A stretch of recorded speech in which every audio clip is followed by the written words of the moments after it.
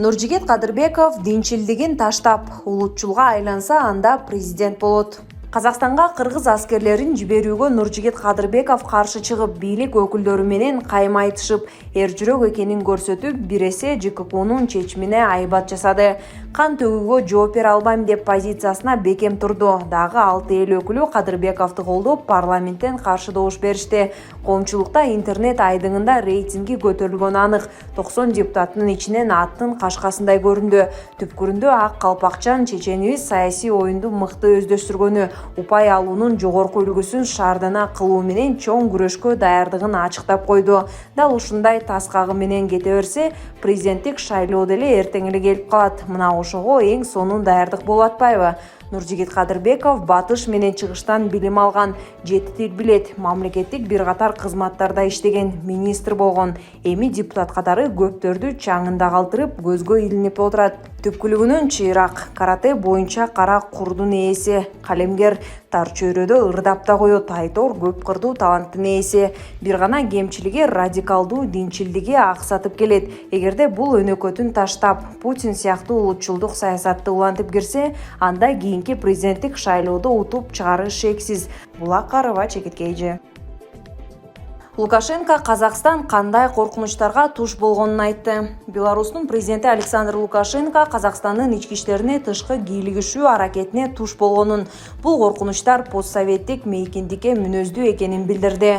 Биз бир тууган республикабыздагы окуялар көз карандысыз мамлекеттердин ички иштерине тышкы кийлигишүүнүн кезектеги аракет экенин түшүнөбүз. Жана Казакстан туш болгон коркунучтар постсоветтик мейкиндиктеги көпчүлүк мамлекеттерге мүнөздүү, деди Лукашенко.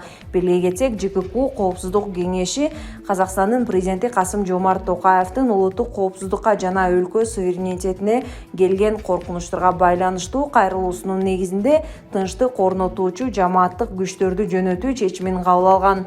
Кыргызстандын жогорку кеңеши аскерлерди жөнөтүүгө макулдугун берип, жарлыкка президент Садыр Жапаров кол койгон. Ага ылайык Казакстанга 150 аскер, 8 соттолгон техника, 11 аскердик автоунаа жөнөтүлгөн.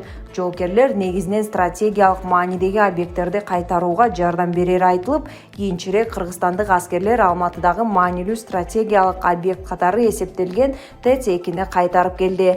Эске салсак, Казакстанда 2022-жылы автотранспорт үчүн газдын литри 120 теңгеге чыккандан улам митинг башталган. Айрым аймактарда баа 50 теңгеге чейин түшкөнүнө карабай, 5 январга караган түнү бир нече шаарларда элди кууп таратуучу заттар колдонулган. Митингдер тынчыбай. Казакстандын президенти Касым-Жомарт Токаев жалпы өлкө боюнча өзгөчө абал жарыялаган. Андан соң улуттук коопсуздукка жана өлкө суверенитетине келген коркунучтарга байланыштуу ЖКК Коопсуздук кеңешине кайрылып, уюм Казакстанга тынчтык орнотуучу жамааттык күчтөрдү жөнөтүү чечимин кабыл алган. Кыргызстандан 150 аскер, 8 соттолгон техника, 11 аскердик автоунаа жөнөтүлгөн. Ачык булактардагы маалыматтар боюнча башаламандык учурунда Казакстанда 164 киши каза болду. Алардын экөө кыргызстандыктар экени белгилүү. Башаламандык учурунда ишканалар ишин токтотушканын улам Казакстандын экономикасы 0,18 2,5 миллиард долларга чейин жоготууларга учурашы мүмкүн экени божомолдонууда. Булак Назарньюз, Чекиторг. Турсунбек Акун: Назарбаев башка президенттердей мигранттарды тентиткен жок. Назарбаев өлкөдөгү оппозиционерлердин баарын өлкөдөн кууп салган, деди. Назарньюз маалымат агенттигине Борбор Азиядагы адам укуктары боюнча конгресстин координатору Турсунбек Акун. Нурсултан Назарбаев 30 жыл ичинде чындыгында Казакстанды өнүгүү жолуна салды. Канчалаган шаарларды курду, экономикасы башкаларга салыштырмалуу өстү. Казак элине дыйканчылык, чарбачылык жагынан жакшы мүмкүнчүлүктөрдү түзүп берди. Бирок анын бийлиги учурунда адам укуктары корголгон эмес. Митингге чыккан жарандардын баарына күч колдонуп камап келди. Анын заманында канчалаган саясий өлүмдөр болду. Атайын өлтүрүүлөр жөнүндө айтып жатышы мүмкүн. Мунун баары кандай кырдаалда болгонун, өлүмдүн чын себеби дагы деле аныктала элек. Бирок эми алардын баарын Назарбаев өлтүрткөн деп айта албайсың. Ал өлкөдөгү оппозиционерлердин баарын өлкөдөн кууп салган. Ошентип 30 жыл аралыгында Казакстанда демократия, сөз эркиндиги боюнча сөз кылууга болбой калды. Булак Назарньюз, Чекиторг. Рамазан Дырылдаев: Токаевдин ар бир аракети Назарбаевди сактап калуу үчүн жасалып жатат. Токаевдин ар бир аракети Назарбаевди сактап калуу үчүн жасалып жатат, деди бүгүн 15 январда Назарньюз маалымат агенттигине экс-депутат Рамазан Дырылдаев. Рамазан агай, Казакстанда кош бийлик куладыбы же күрөш уланып жатабы? Чындыгында Казакстанда кош бийлик деле жок. Токаев Назарбаев үчүн эле иштеп жатат. Болгону жанагындай жагдайдан кийин Назарбаев бүт бийликти Токаевга өткөрүп берди. Азыр Токаев Назарбаевди сактап калыш үчүн болгон аракетин жасап жатат. 20 000 террористти да ошон үчүн ойлоп табышты. Анткени 5 январда Жанболот Мамай баш болгон 30 000ден ашкан эл Алматыда митингге «Шал кет» деген ураан менен чыгышкан. Токаевдин ар бир аракети Назарбаевди сактап калуу үчүн жасалып жатат. Аны байкабаган кош бийлик орун алып жатат деп айтышууда. Азырынча Токаев Назарбаевга каршы иш кыла элек, аны сата элек. Андай болсо, эмнеге мурунку премьер-министри камалды? Масимов жана анын орун басарларынын бул ишке бирөөнү жоопту кылыш үчүн камашты. Чынында алар селдей агылган элди токтото алышкан жок. Ошон үчүн кимдир бирөөлөр менен макулдашып, бийликти алууну көздөгөн деген ой менен тыңчылык кылган. Булардын максаты башка болгон деген негизде камакка алышты. Эми жыйынтыгын убакыт көрсөтөт. Булак Назарньюз Чекиторг. Милиция тоноочуларды кармап, алардагы $114 000 өзүнө алып калган. Кара-Суу РИИБнин криминалдык милиция кызматынын кызматкери үйлөрдүн биринен $114 000 уурдап кеткен каракчыларды кармаган. Бирок ал акчанын баарын өзүнө алып алган. Бул тууралуу Кактус медиа сайтына укук коргоо органдарынан билдиришти. Алардын айтымында, декабрь айынын аягында Ош облусунун Кара-Суу районунун аймагында жергиликтүү тургундардын биринин үйүн тоноп, кылмышка шектүүлөр $114 000 уурдап кетишкен. Ыкчам кызматкерлер шектүүлөрдүн изине түшкөндө алар катуу каршылык көрсөтүп, полиция кызматкерлерине ок ачып, качып кетүүгө аракет кылышкан. Бирок кылмышка шектүүлөр бир кап акчаны ыргытып жиберишкен. Операторлордун бири бандиттер ыргытып жиберген бир кап акчаны алып, аны тергөө органдарына өткөрүп берүүнүн ордуна акчаны өзүнө ыйгарып алган.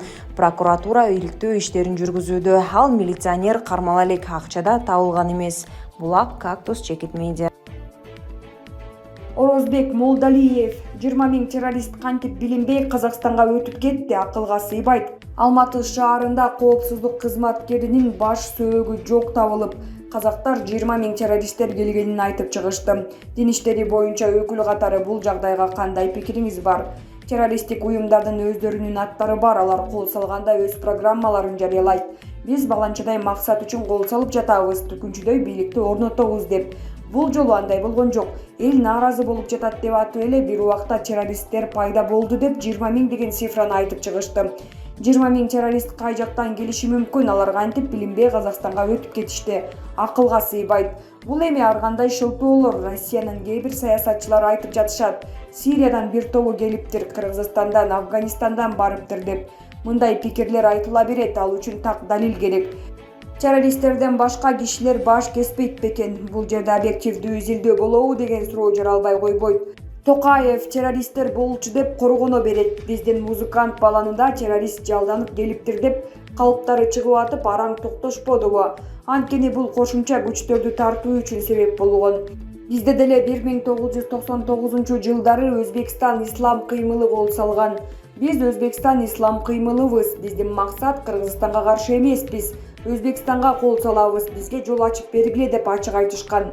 Башка террористтик операцияларда деле ачык айтылат. ИГИЛ болсо биз халифат куруп жатабыз, бүт мусулмандардын мамлекетин курабыз деп ачык эле жарыялаган. Бизден да байбичелер баш болуп жөнөп кетишкен эсибизде.